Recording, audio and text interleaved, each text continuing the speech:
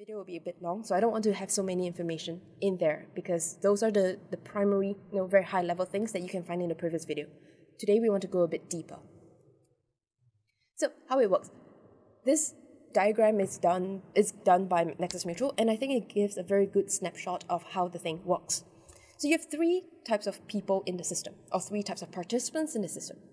You have a member. So these members are people who sign up for the membership and paid for the membership fee, and you can purchase the NXM token. Not wrapped NXM, but NXM token itself.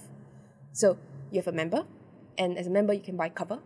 And then you have two other types of participants. The first one is a risk assessor.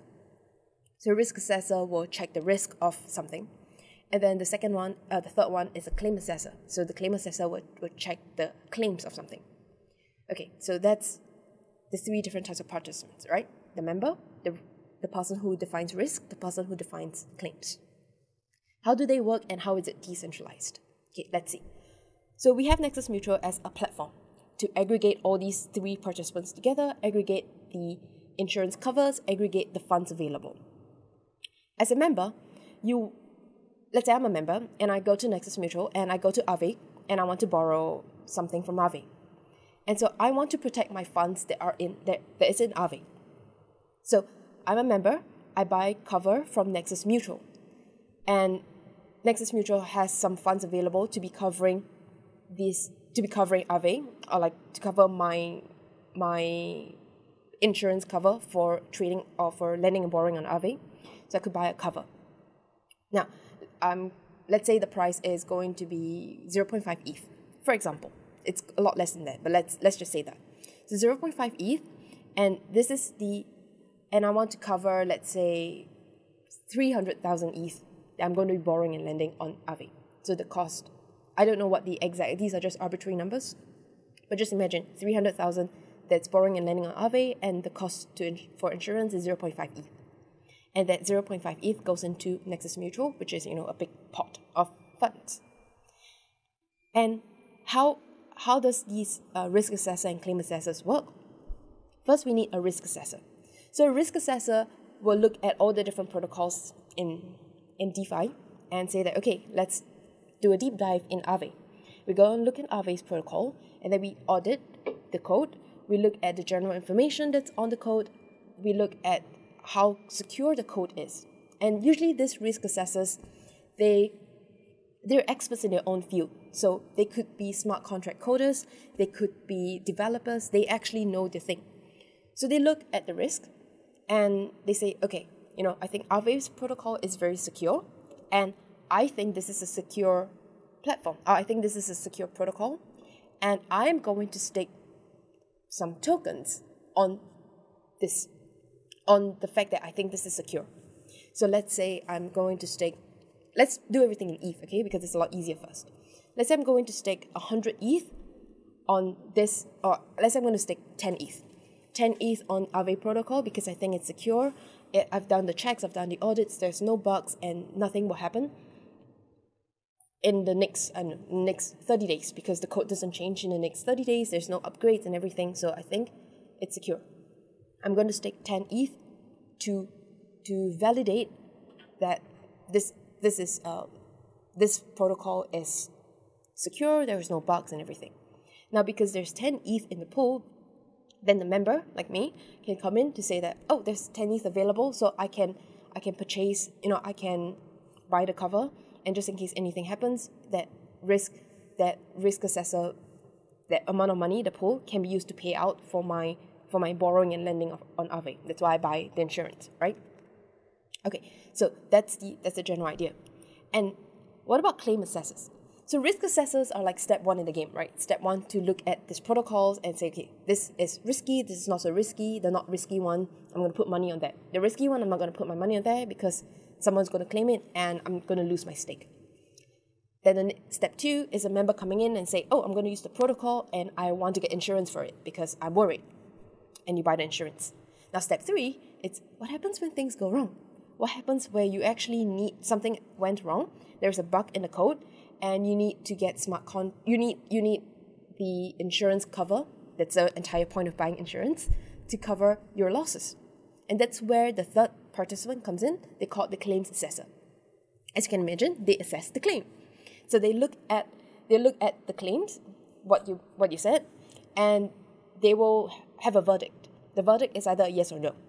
And because right now, Nexus Mutual only covers a very, very specific niche risk, which is the internal technical risk of the protocol, which means like a bug in the smart contract. So it's a technical bug, not an exploit.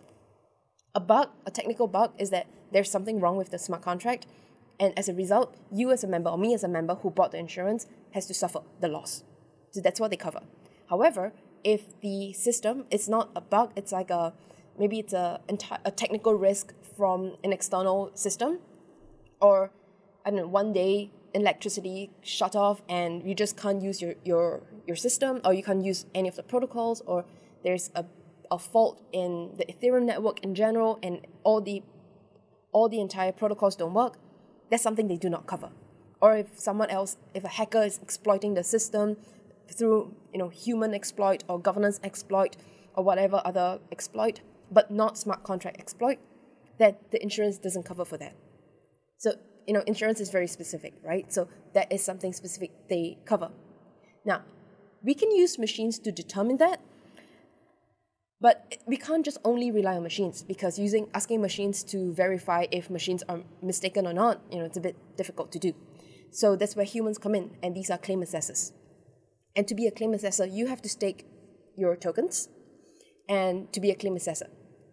And then you vote, yes, this is an error and we need to pay out, like Nexus Mutual need to pay out, or no, this is not something that Nexus Mutual covers. This is like a governance exploit, so the insurance doesn't cover that, so no. So that's what they do, yes or no. So that's the general idea of how Nexus Mutual works. And if you want to go a bit deeper, when a member buys a cover, that money is just gone. You can claim the money back when there's an exploit, and then you just claim the amount of money that your insurance covers.